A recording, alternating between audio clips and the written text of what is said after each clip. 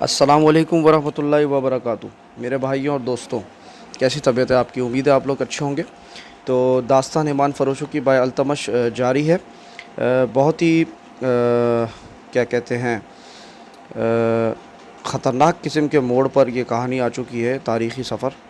اور میں سمجھتا ہوں کہ اس سے پہلے آج کی ایپیسوڈ سٹارٹ کریں تو کچھ وضاحت کر دوں، تاکہ آپ لوگوں کے دماغ میں خلفشار پیدا نہ ہو اسلام کے بارے میں۔ کیونکہ دیکھیں، اسلام مذہب بالکل ہے محبت کا، امن کا، گہوارے کا اور پیس کا، ٹھیک ہے۔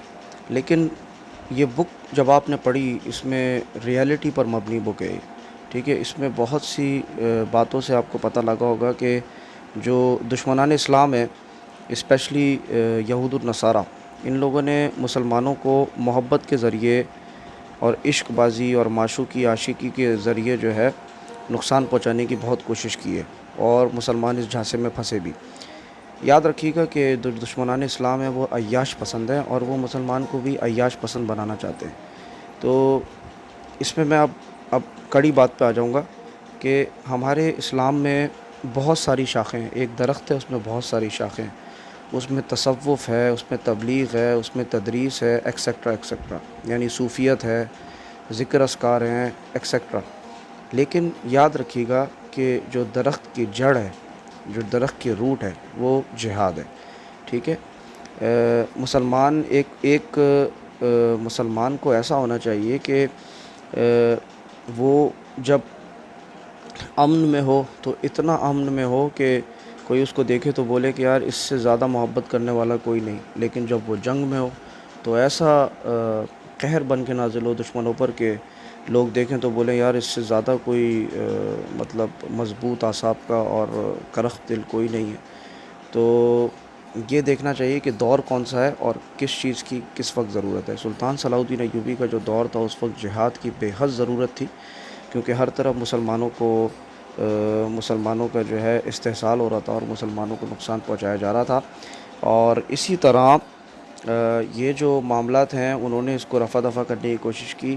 اب میں آج کے زمانے کے بارے میں کچھ نہیں کہوں گا، کیونکہ میرا یہ نہیں ہے چینل، اس بارے میں میں کوئی کمنٹ پاس نہیں کروں گا۔ آپ لوگ خود عقل مند ہیں، خود احساس کر سکتے ہیں کہ کون سا زمانہ، کس وقت کی نیڈ، کس وقت کی کیا چل رہی ہے۔ اور مسلمان جو ہے وہ ایک میانہ روی کا پیکر ہے۔ تو جب وہ سکون میں ہو، امن میں ہو، تو وہ صرف امن میں رہے اور لڑائی جھگڑا، جنگ و جدل نہ کرے۔ لیکن جب وہ عسکریت میں ہو، جب وہ لڑائی میں ہو، جب وہ دشمنان اسلام کے خلاف کھڑا ہو جہاد میں، تو وہ صرف جہاد کے بارے میں سوچے اور مجاہدین کے بارے میں ہمیشہ ایک نرم گوشہ رکھے۔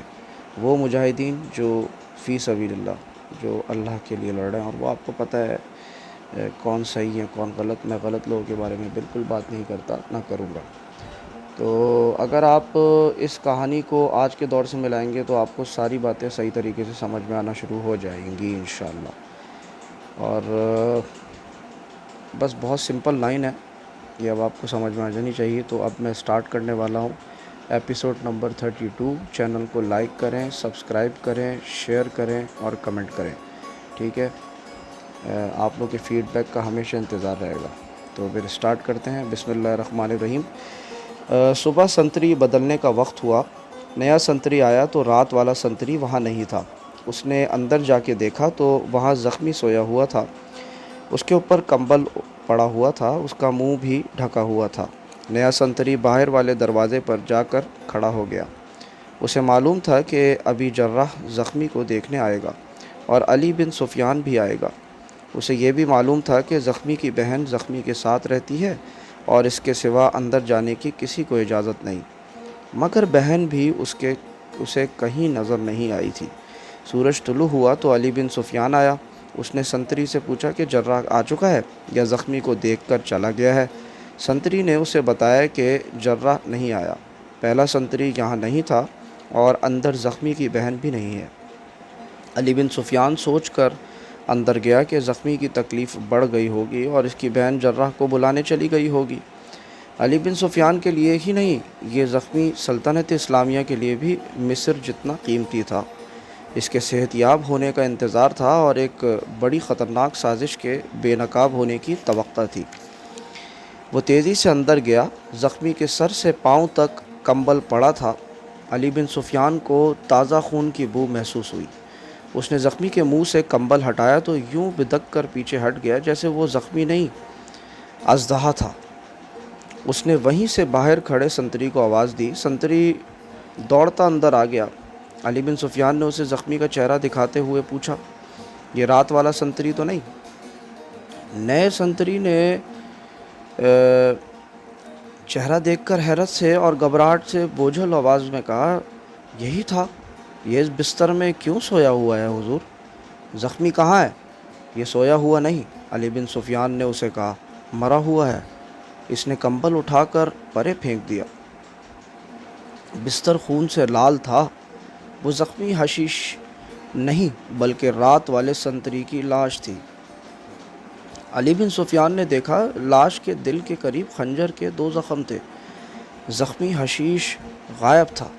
علی بن سفیان نے کمرے میں صحن اور باہر زمین کو غور سے دیکھا۔ کہیں خون کا ایک قطرہ بھی نظر نہ آیا۔ اس سے ظاہر ہوتا تھا کہ سنتری کو زندہ اٹھا کر اندر لایا گیا ہے اور بستر پر لٹا کر اس کے دل میں خنجر مارے گئے۔ اسے تڑپنے نہیں دیا گیا ورنہ خون کے چھینٹے بکھرے ہوئے ہوتے۔ وہ مر گیا تو اس پر کمبل ڈال دیا گیا اور قاتل زخمی قیدی کو اٹھا کر لے گئے اور اس کی بہن کو بھی لے گئے۔ صاف ظاہر تھا کہ زخمی کی بہن نے زخمی کے فرار میں مدد دی ہے۔ وہ جوان اور حسین لڑکی تھی۔ اس نے سنتری کو پھانس لیا ہوگا، اسے اندر لے گئی ہوگی۔ لڑکی کے ساتھیوں نے سنتری کو بے خبری میں پکڑ لیا ہوگا۔ علی بن سفیان کو اپنی اس غلطی پر تأسف ہوا کہ اس نے زخمی کے 4 ساتھیوں کو زخمی سے ملنے کی اجازت دی تھی۔ انہوں نے بتایا تھا کہ وہ زخمی کے چچا زاد اور تایا زاد بھائی ہیں۔ وہ اندر آ کر دیکھ گئے تھے کہ یہاں کے حفاظتی انتظامات کیا ہیں۔ اسے بہن کو بھی یہاں رہنے کی اجازت نہیں دینی چاہیے تھی۔ اس نے یہ بھی یقین نہیں کیا تھا کہ یہ لڑکی زخمی کی بہن تھی یا اس گروہ کی فرد تھی۔ علی بن سفیان کو غصہ آیا اور وہ اپنی بھول پر پچھتایا بھی، لیکن اس نے دل ہی دل میں زخمی اور اس کے ساتھیوں کے اتنے کامیاب فرار کو سراہا۔ علی بن سفیان جیسے سراغ رساں کو دھوکہ دینا آسان نہیں تھا۔ وہ لوگ اسے بھی جل دے گئے تھے۔ اس نے نئے سنتری سے کچھ باتیں پوچھیں تو اس نے بتایا کہ اس سے پہلے وہ رات کو بھی پہرے پر کھڑا رہ چکا ہے۔ اس نے لڑکی کو جراح کے ساتھ اس کے گھر جاتے اور رات بہت دیر بعد دونوں کو واپس آتے دیکھا تھا۔ اس نے علی بن سفیان کو شک ہوا کہ لڑکی نے جراح کو بھی اپنے حسن و جوانی کے زیر اثر کر لیا تھا۔ علی نے سنتری سے کہا کہ دوڑ کر جائے اور جراح کو بلا لائے۔ سنتری کے جانے کے بعد وہ سراغ ڈھونڈنے لگا۔ باہر گیا، زمین دیکھی، اسے پاؤں کے نشان نظر آئے لیکن نشان اس کی مدد نہیں کر سکتے تھے۔ زخمی شہر میں تو روپوش نہیں ہو سکتا تھا۔ ایک ہی طریقہ رہ گیا تھا، زخمی کے گاؤں پر جہاں سے اس کی بہن کو لایا گیا تھا چھاپا مارا جائے۔ وہ گاؤں بہت دور تھا۔ سنتری نے واپس آ کر بتایا کہ جراح گھر نہیں ہے۔ علی بن سفیان نے اس کے گھر گیا۔ اس کے ملازم نے بتایا کہ جراح رات بہت دیر بعد ایک لڑکی کے ساتھ باہر نکلا تھا، پھر واپس نہیں آیا۔ اس لڑکی کے متعلق اس نے بتایا کہ پہلے بھی جراح کے ساتھ آ چکی ہے اور دونوں بہت دیر تک اندر بیٹھے رہے تھے۔ علی بن سفیان کو یقین ہو گیا کہ جراح بھی زخمی کے فرار میں شریک ہے اور یہ لڑکی کے حسن کے جادو کا کمال ہے۔ علی نے اپنے محکمے کے سراغ رسانوں کو بلا لیا اور انہیں فرار کے متعلق بتایا۔ وہ سب ادھر ادھر بکھر گئے۔ ایک جگہ انہیں بہت سے گھوڑوں کے کھروں کے نشان نظر آئے۔ ارد گرد کے رہنے والوں میں سے 3-4 آدمیوں نے بتایا کہ رات انہوں نے بہت سے گھوڑے دوڑنے کی آوازیں سنی تھیں۔ سراغ رساں کھروں کو دیکھے شہر سے نکل گئے مگر آگے جانا بیکار تھا۔ رات کے بھاگے ہوئے گھوڑوں کو اب کھرے دیکھ کر پکڑنا کسی پہلو ممکن نہیں تھا۔ انہیں صرف اتنا پتہ چلا کہ مفرور اس سمت کو گئے ہیں۔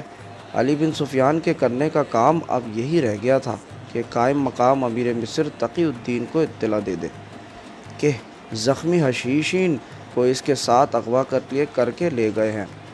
اسے یہ خیال بھی آیا کہ زخمی نے راز کی جو باتیں بتائی تھیں وہ بے بنیاد تھیں، اور اس نے اپنی جان بچانے اور فرار کا موقع پیدا کرنے کے لیے یہ چال چلی تھی۔ وہ سلطان ایوبی کو بھی اور علی بن سفیان کو بھی الو بنا گیا تھا۔ آدھا دن گزر گیا تھا۔ جب علی بن سفیان تقی الدین کو اطلاع دینے کے لیے چلا گیا، اس وقت اس کا زخمی قیدی جو کھڑا ہونے کے بھی قابل نہیں تھا، قاہرہ سے بہت دور ایک ویرانے میں پہنچ چکا تھا، مگر وہ زندہ نہیں تھا۔ جراح کے ہاتھ پاؤں بندھے ہوئے تھے اور وہ ایک گھوڑے پر بے جان چیز کی طرح پڑا تھا۔ اس کی ٹانگیں گھوڑے کے ایک طرف اوپر کٹ، دھڑ اور بازو دوسری طرف تھے۔ رات بھر وہ اسی حالت میں رہا تھا۔ صبح کا اجالا صاف نہیں ہوا تھا جب گھوڑے رکے۔ جراح کی آنکھوں پر پٹی باندھ دی گئی۔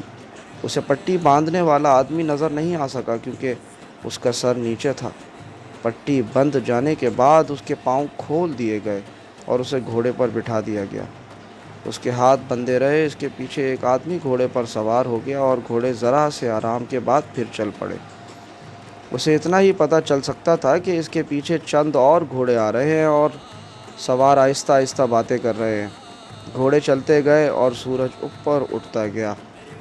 پھر جراح نے محسوس کیا کہ گھوڑا چڑھائی چڑھ رہا ہے، تھوڑے تھوڑے فاصلے پر دائیں یا بائیں مڑ رہا ہے، نیچے اتر رہا ہے۔ اس سے وہ اندازہ کر رہا تھا کہ یہ علاقہ ٹیلوں اور کھائیوں کا ہے۔ بہت دیر بعد جب سورج سر پر آ گیا تھا، اسے پیچھے سے بلند آوازیں سنائی دیں جن سے اسے پتہ چلا کہ کوئی سواگر پڑا ہے۔ اس کا گھوڑا رک گیا اور پیچھے کو مڑا۔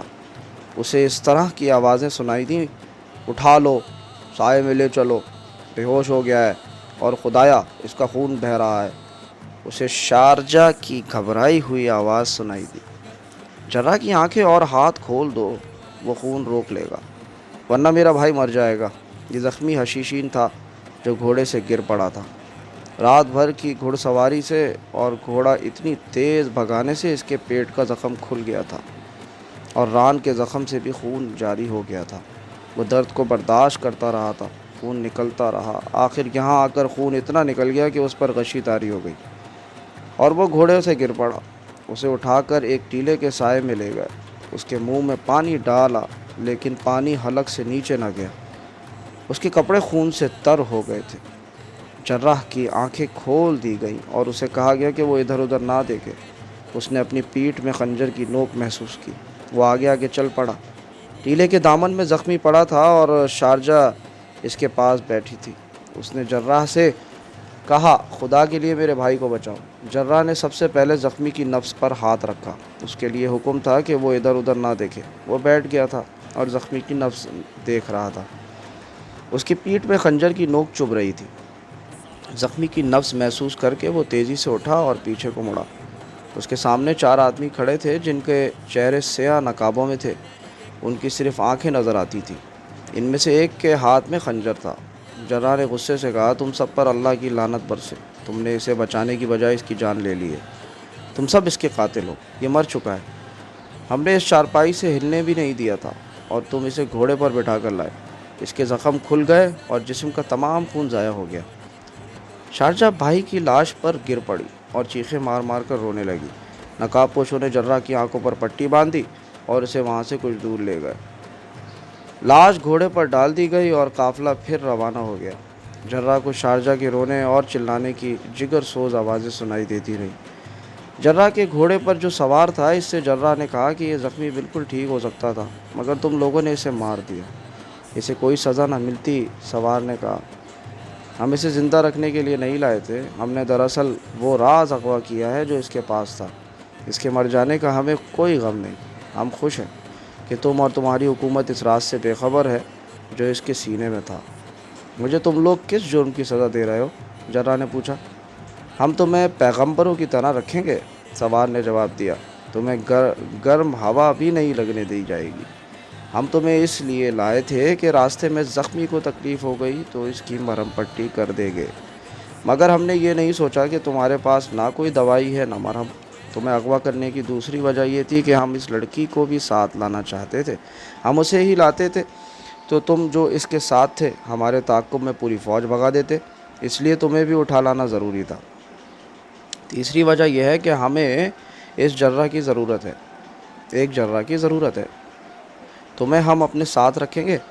میں ایسے کسی آدمی کا علاج نہیں کروں گا جو میری حکومت کے خلاف ہوگا۔ جرہ نے کہا، تم سب صلیبیوں اور سوڈانیوں اور فاطمیوں کے دوست ہو اور ان کے اشاروں پر سلطنت اسلامیہ کے خلاف تقریب کاری کر رہے ہو۔ میں تمہاری کسی کا کام کا نہیں نہ آ سکوں گا، پھر تم قتل ہو جاؤ گے۔ سوار نے کہا، یہ میرے لیے بہتر ہوگا۔ جرہ نے جواب دیا، پھر ہم تمہارے ساتھ وہ سلوک کریں گے جو تمہارے لیے بہتر نہیں ہوگا۔ سوار نے جواب دیا، پھر تم ہمارا ہر حکم مانو گے، لیکن میں تمہیں یہ بھی بتا دیتا ہوں کہ برے سلوک کی نوبت ہی نہیں آئے گی۔ تم نے صلاح الدین ایوبی کی بادشاہی دیکھی ہے، ہماری بادشاہی دیکھو گے تو اپنی زبان سے کہو گے کہ میں یہیں رہنا چاہتا ہوں، یہ تو جنت ہے۔ اگر تم نے ہماری جنت کو ٹھکرا دیا تو ہم تمہیں اپنا جہنم دکھائیں گے۔ گھوڑے چلتے رہے۔ جرہ آنکھوں پر بندھی ہوئی پٹی کے اندھیرے میں اپنے مستقبل کو دیکھنے کی کوشش کرتا رہا۔ وہ فرار کی ترکیبیں بھی سوچتا رہا، اسے بار بار شارجہ کا خیال آتا، مگر وہ یہ سوچ کر مایوس ہو جاتا تھا کہ یہ لڑکی بھی اسی گروہ کی ہے، وہ اس کی کو مدد نہیں کرے گی۔ ان کا سفر اتنا لمبا نہیں تھا، لیکن سرحدی دستوں اور ان کے گشتی سنتریوں کے ڈر سے مجرموں کا یہ قافلہ بچ کر، چھپ کر اور بڑی دور کا چکر کاٹ کر جا رہا تھا۔ شام کے بعد بھی یہ قافلہ چلتا رہا اور رات گزرتی رہی۔ آدھی رات سے ذرا پہلے قافلہ رک گیا۔ جرہ کو گھوڑے سے اتار کر اس کے ہاتھ کھول دیے گئے، اور چونکہ اندھیرا تھا اس لیے اس کی آنکھوں سے پٹی بھی کھول دی گئی۔ اسے کھانے کو کچھ دیا گیا، پانی بھی پلایا گیا۔ اس کے بعد اس کے ہاتھ بھی باندھے دیے گئے اور پاؤں بھی، اور اسے سو جانے کو کہا گیا۔ سوار تھکے ہوئے تھے، اس سے ایک رات پہلے کے جاگے ہوئے تھے، لیٹے اور سو گئے۔ گھوڑوں کی زینیں اتار کر ذرا پرے باندھ دیا گیا تھا۔ جرہ کے بھاگنے کا تو سوال ہی پیدا نہیں ہوتا تھا، وہ بندھا ہوا تھا، وہ بھی سو گیا۔ کچھ دیر بعد اس کی آنکھ کھل گئی۔ وہ سمجھا کہ اسے روانگی کے لیے جگایا جا رہا ہے، لیکن کوئی اس کے پاؤں کی رسی کھول رہا تھا۔ وہ چپ چاپ پڑا رہا۔ وہ مرنے کے لیے بھی تیار ہو گیا۔ اسے یہ بھی توقع تھی کہ اسے قتل کر کے پھینک جائیں گے، لیکن پاؤں کی رسی کھلنے کے بعد جب یہ سایہ اس کے ہاتھوں کی رسی کھولنے لگا تو اس نے جھک کر جرہ کے کان میں کہا، میں نے 2 گھوڑوں پر زینیں کس دی ہیں، خاموشی سے میرے پیچھے آؤ، میں تمہارے ساتھ چلوں گی۔ وہ بے ہوشی کی نیند سوئے ہوئے ہیں۔ یہ شارجہ کی آواز تھی۔ جرہ آہستہ سے اٹھا اور شارجہ کے پیچھے پیچھے چل پڑا۔ ریت پر پاؤں کی آہٹ پیدا ہی نہیں ہوتی تھی۔ آگے 2 گھوڑے کھڑے تھے، ایک پر شارجہ سوار ہو گئی، دوسرے پر جرہ سوار ہو گیا۔ شارجہ نے کہا، اگر تم اچھے سوار نہیں ہو تو ڈرنا نہیں، گرو گے نہیں۔ ایڑ لگاؤ اور لگام ڈھیلی چھوڑ دو، گھوڑے کے دائیں بائیں موڑنا تو جانتے ہوگے۔ جرہ نے جواب دیے بغیر گھوڑے کو ایڑ لگائی۔ شارجہ کا گھوڑا بھی اس کے ساتھ ہی دوڑا۔ دوڑتے گھوڑے سے شارجہ نے کہا، میرے پیچھے رہو، میں راستہ جانتی ہوں، اندھیرے میں مجھ سے الگ نہ ہو جانا۔ سرپٹ بھاگتے گھوڑوں نے مجرموں کو جگا دیا، لیکن تعاقب آسان نہیں تھا۔ انہیں پہلے تو دیکھنا تھا کہ یہ کس کے گھوڑے ہیں۔ انہیں شارجہ کے بھاگنے کا خطرہ ہی نہیں تھا۔ کچھ وقت دیکھنے سے میں لگ گیا ہوگا کہ وہ کون تھے، اور ذرا دیر بعد ہی انہیں پتہ چلا کہ شارجہ اور جرہ بھاگ گئے ہیں۔ پھر انہیں اپنے گھوڑوں پر زینیں ڈالنی تھی۔ اس میں اتنا وقت صرف ہو گیا ہوگا کہ بھاگنے والے 2-2.5 میل دور نکل گئے ہوں گے۔ شارجہ اور جرہ نے بار بار پیچھے دیکھا، آوازیں سننے کی بھی کوشش کی۔ انہیں یقین سا ہو رہا تھا کہ ان کے تعاقب میں کوئی نہیں آ رہا۔ وہ ابھی گھوڑوں کی رفتار کم کرنے کا خطرہ مول نہیں لے سکتے تھے، اس لیے ایڑ لگاتے چلے گئے۔ آخر وہ حد آ گئی جہاں گھوڑے خود ہی آہستہ ہونے لگے، لیکن وہ بہت دور نکل گئے تھے۔ جرہ نے شارجہ سے کہا کہ یہاں کہیں نہ کہیں کوئی سرحدی دستہ ہونا چاہیے، مگر اسے معلوم نہیں تھا کہ کہاں ہوگا۔ شارجہ کو بھی معلوم نہیں تھا کہ اس نے جرہ کو بتایا کہ وہ ان دستوں سے بچنے کے لیے دور کے راستے سے گئے تھے، ورنہ اس کا گاؤں دور نہیں تھا۔ اس نے اسے یہ یقین دلایا کہ وہ قاہرہ کی صحیح سمت کو جا رہے ہیں اور قاہرہ دور نہیں۔ اگلا دن آدھا گزر گیا تھا جب علی بن سفیان قائم مقام امیر مصر تقی الدین کے سامنے بیٹھا تھا۔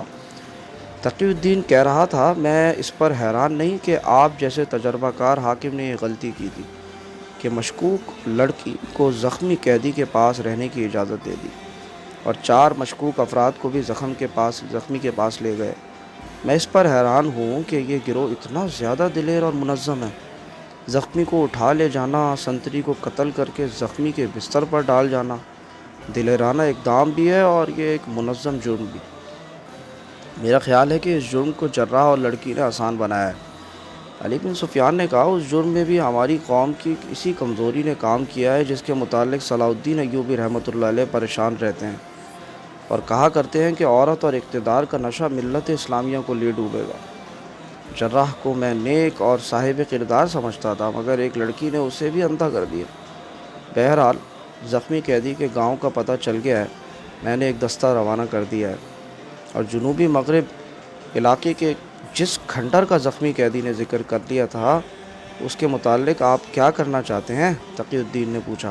مجھے شک ہے کہ اس نے جھوٹ بولا ہے، علی بن سفیان نے جواب دیا۔ اس نے اپنی جان بچانے کے لیے یہ بے بنیاد قصہ گھڑا تھا، تاہم اس علاقے کی سراغ رسانی کی جائے گی۔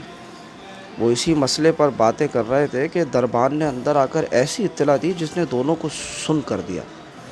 انہوں نے ایک دوسرے کی طرف دیکھا، ایسے معلوم ہوتا تھا جیسے ان کی زبانیں بولنے سے معذور ہو گئی ہیں۔ علی بن سفیان اٹھا اور یہ کہہ کر باہر نکل گیا، کوئی اور ہوگا۔ اس کے پیچھے تقی الدین بھی باہر نکل گیا، مگر وہ کوئی اور نہیں، ان کا اپنا جراح ان کے سامنے کھڑا تھا اور اس کے ساتھ زخمی قیدی کی بہن شارجہ تھی۔ ان کے گھوڑے بری طرح ہانپ رہے تھے۔ جراح اور شارجہ کے چہرے پر اور سرگرد سے اٹے ہوئے تھے، ہونٹ خشک اور منہ کھلے ہوئے تھے۔ علی بن سفیان نے ذرا غصے سے پوچھا، قیدی کو کہاں چھوڑا ہے؟ جراح نے ہاتھ سے اشارہ کیا کہ ہمیں ذرا دم لینے دو۔ دونوں کو اندر لے گئے، ان کے لیے پانی اور کھانا وغیرہ منگوایا گیا۔ جراح نے تفصیل سے بتایا کہ وہ کس طرح اغوا ہوا تھا اور سفر میں زخمی قیدی مر گیا۔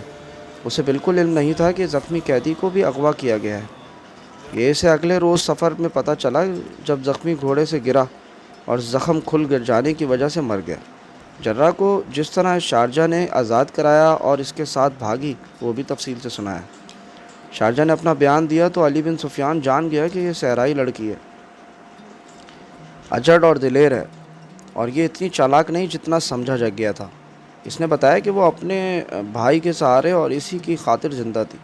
اس بھائی کی خاطر وہ جان دینے کے لیے بھی تیار رہتی تھی۔ جراح نے جس خلوص سے اس کے بھائی کا علاج کیا، اس سے وہ اتنی متاثر ہوئی کہ اس کی مرید بن گئی۔ جراح کو وہ فرشتہ سمجھنے لگی۔ پہلے روز اس کے ساتھ جو 4 آدمی آئے تھے وہ اس کے کچھ نہیں لگتے تھے۔ وہ اس کے چچا زاد اور تایا زاد بھائی نہیں تھے، وہ اسی گروہ کے آدمی ہیں جو صلاح الدین ایوبی کو اور اس کے اعلیٰ حاکموں کو قتل کرنا چاہتے ہیں۔ جب علی بن سفیان کے آدمی شارجہ کے گاؤں اسے ساتھ لانے گئے، اس وقت یہ 4 آدمی گاؤں میں تھے۔ انہیں پتہ چلا کہ شارجہ کا بھائی زخمی ہو کر قید ہو گیا ہے، تو اس ارادے سے ساتھ چل پڑے کہ زخمی کو اغوا کریں گے۔ انہیں ڈر یہ تھا کہ زخمی کے پاس جو راز ہے وہ فاش ہو جانتے تھے کہ زخمی کہاں اور کس کارروائی میں زخمی ہوا ہے۔ شارجہ کے بیان کے مطابق اس کا ارادہ بھی یہی تھا کہ بھائی کو اغوا کرائے گی۔ اس نے بھائی کے پاس رہنے کی جو التجا کی تھی اس سے اس کے 2 مقصد تھے، ایک یہ کہ بھائی کی خدمت اور دیکھ بھال کرے گی، اور دوسرا یہ کہ موقع ملا تو اسے اغوا کرائے گی۔ وہ 4 آدمی زخمی سے مل کر واپس نہیں گئے بلکہ قاہرہ میں ہی رہے تھے۔ وہ شارجہ کے اشارے کے منتظر تھے، لیکن جراح نے لڑکی کو اتنا متاثر کیا کہ اس کی سوچ ہی بدل گئی۔ جراح نے اسے یقین دلایا کہ اس کے بھائی کو کوئی سزا نہیں ملے گی۔ اس کے علاوہ جراح نے اسے ایسی باتیں بتائیں جو اس سے پہلے کبھی نہیں سنی تھیں۔ جراح نے اس کے اندر اسلام کی عظمت بیدار کر دی تھی اور اعلیٰ کردار کا مظاہرہ کر کے اسے اپنا مرید بنا لیا تھا۔ وہ ہر وقت جراح کے پاس بیٹھ کر اس کی باتیں سننے کے لیے بےتاب رہنے لگی۔ ایک روز وہ جراح کے گھر جا رہی تھی تو اسے ان 4 میں سے ایک آدمی راستے میں مل گیا۔ اس نے شارجہ سے کہا کہ زخمی کے اغوا میں اب دیر نہیں ہونی چاہیے۔ شارجہ نے اسے کہا کہ وہ ارادہ بدل چکی ہے، اس کا بھائی یہیں رہے گا۔ اس آدمی نے شارجہ سے کہا کہ اگر اس نے شہر میں آ کر اپنا دماغ خراب کر لیا ہے تو اسے قتل کر دیا جائے گا، زخمی یہاں نہیں رہے گا۔ شارجہ کو توقع نہیں تھی کہ 4 اتنی دلیری سے اس کے بھائی کو اغوا کر لیں گے۔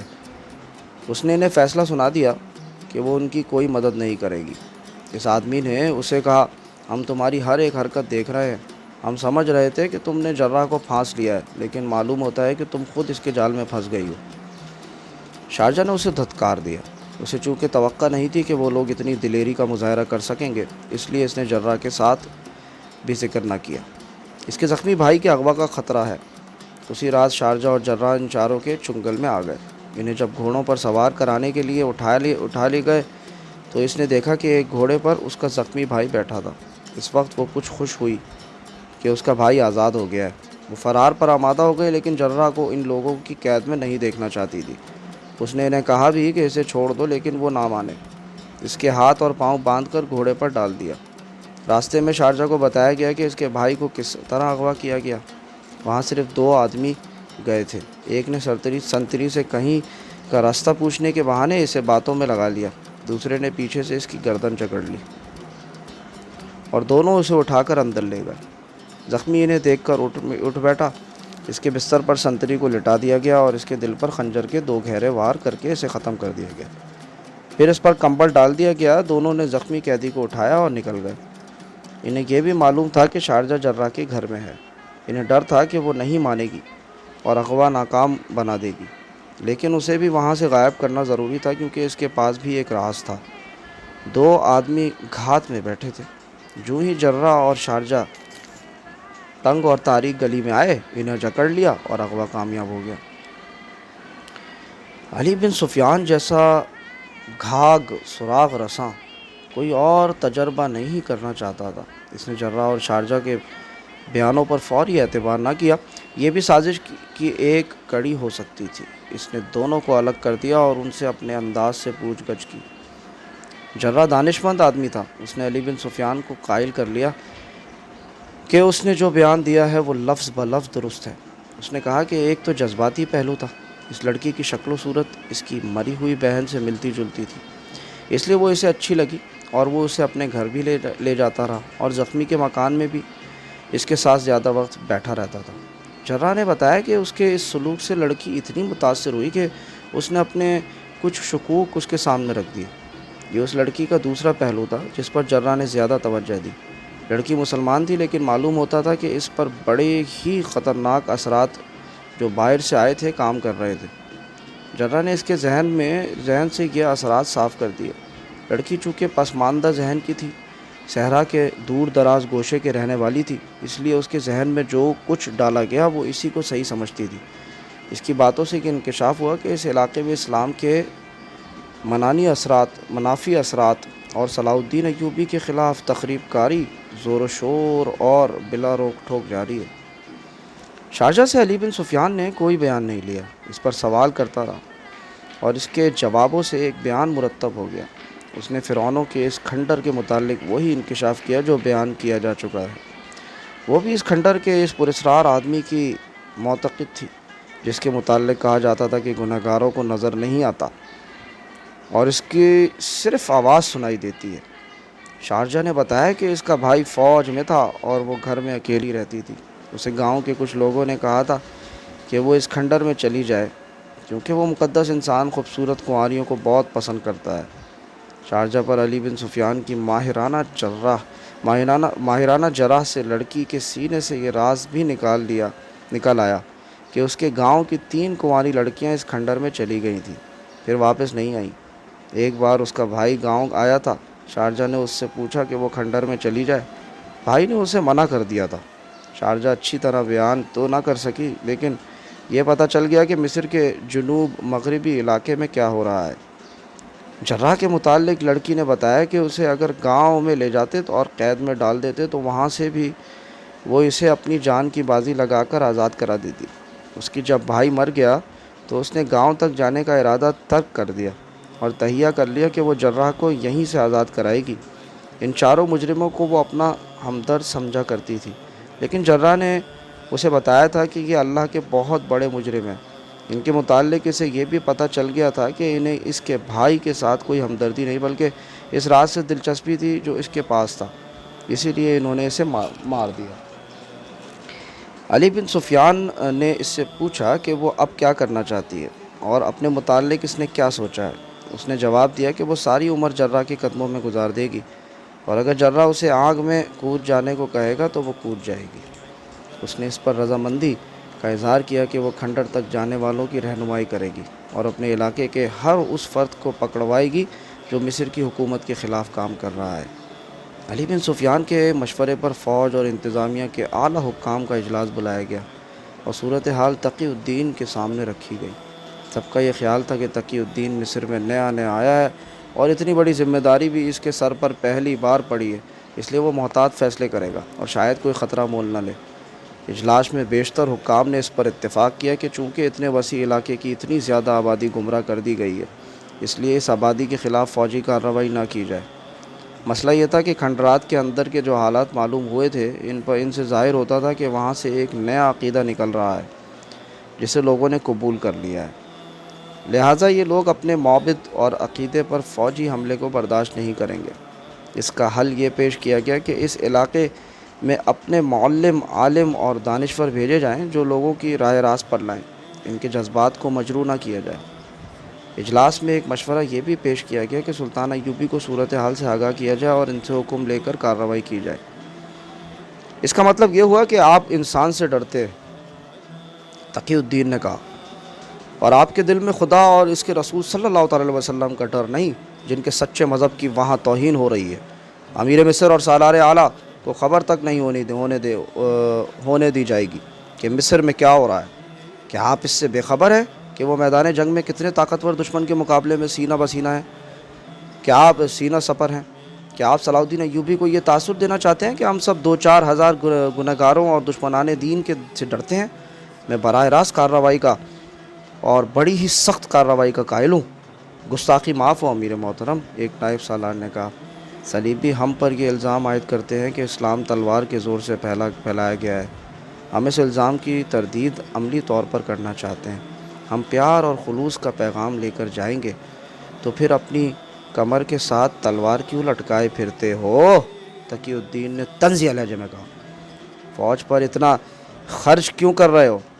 کیا اس سے یہ بہتر نہیں کہ ہم فوج کو چھٹی دے دیں اور ہتھیار دریائے نیل میں پھینک کر مبلغوں کا ایک گروہ بنا دیں اور درویشوں کی طرح گاؤں گاؤں قریہ دھکے کھاتے پھریں؟ تقی الدین نے جذباتی لہجے میں کہا، اگر رسول صلی اللہ علیہ وسلم، رسول خدا کے پیغام کے خلاف صلیب کی تلوار نکلے گی تو اسلام کی شمشیر نیام میں نہیں پڑی رہے گی، اور جب شمشیر اسلام نیام سے نکلے گی تو ہر اس سر کو تن سے جدا کرے گی جو کلمہ رسول صلی اللہ تعالی علیہ وسلم کے سامنے جھکنے سے انکار کرتا ہے۔ وہ ہر اس زبان کو کاٹے گی جو کلمہ حق کو جھٹلاتی ہے۔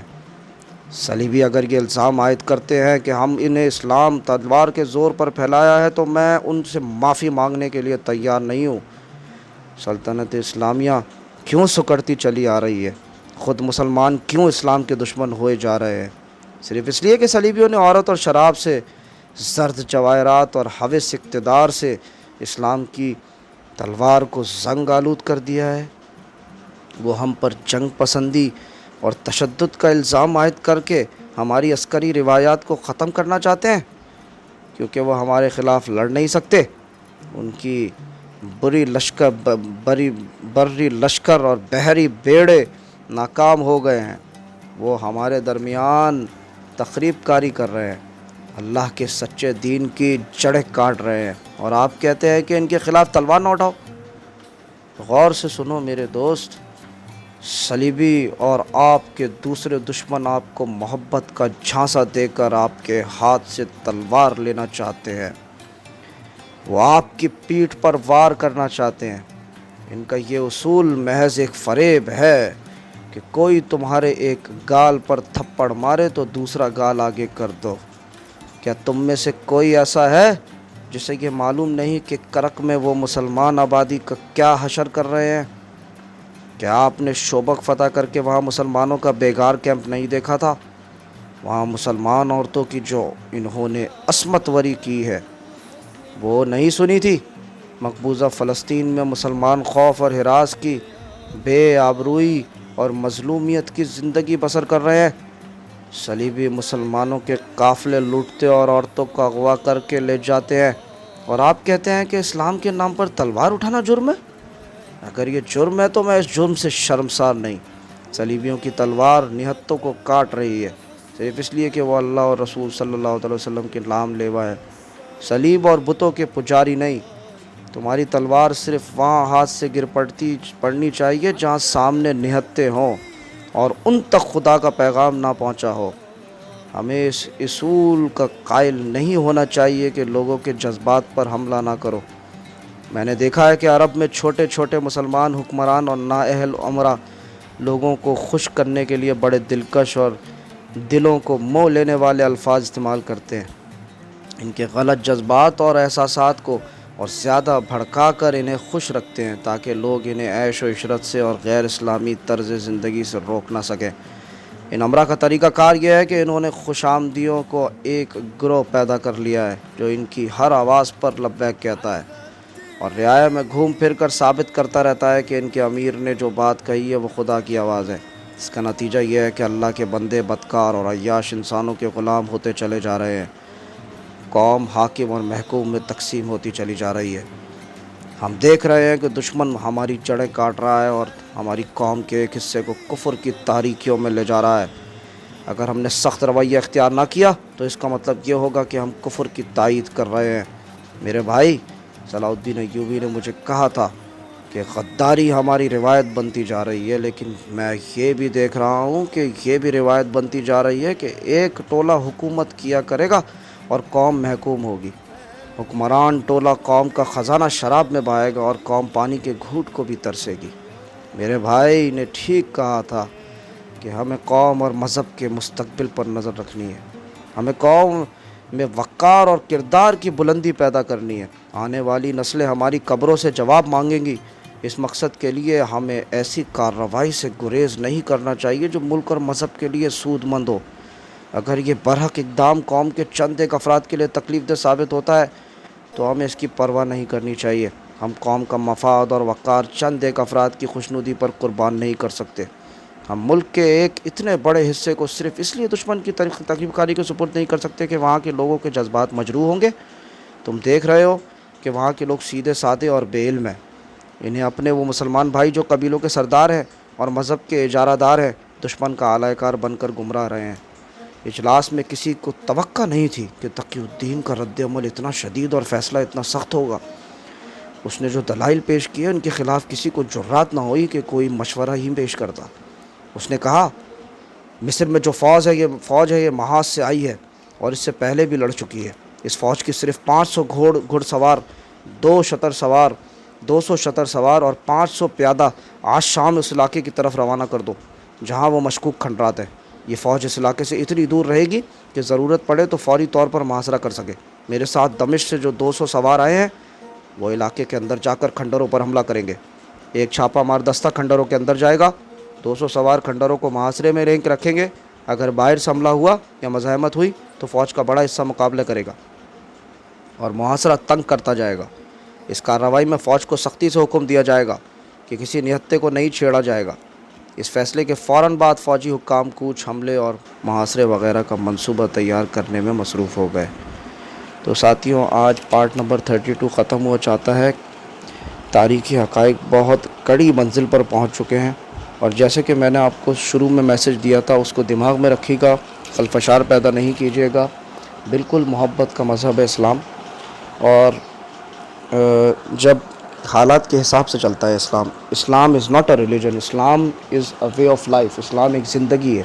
تو میرے بھائیوں اور دوستوں، ہمیشہ یاد رکھیں، جب مسلمان نے جہاد کو چھوڑا وہ تباہ و برباد ہو گیا۔ آج کے زمانے میں ہم لوگ کے اوپر اتنے عذاب اسی لیے ہیں کہ ہم نے مجاہدانہ زندگی چھوڑ دی، ہم عیاش و تباہ ہو گئے۔ تو ہمارے جو دشمنان اسلام ہیں وہ ہمیں محبت سے مارتے ہیں، یعنی کہ محبت کا مذہب ہے، محبت محبت محبت، تبلیغ کر لو تبلیغ کر لو تبلیغ کر لو۔ یہ جو تقی الدین رحمۃ اللہ علیہ نے جو فیصلہ کیا ہے بالکل عین اسلامک اور شریعت کے ساتھ فیصلہ کیا ہے کہ اس وقت جو لا علم مسلمان تھے وہ ان کے جھانسے میں آ گئے تھے، تو اس فتنے کو فوراً ختم کرنا ضروری ہے۔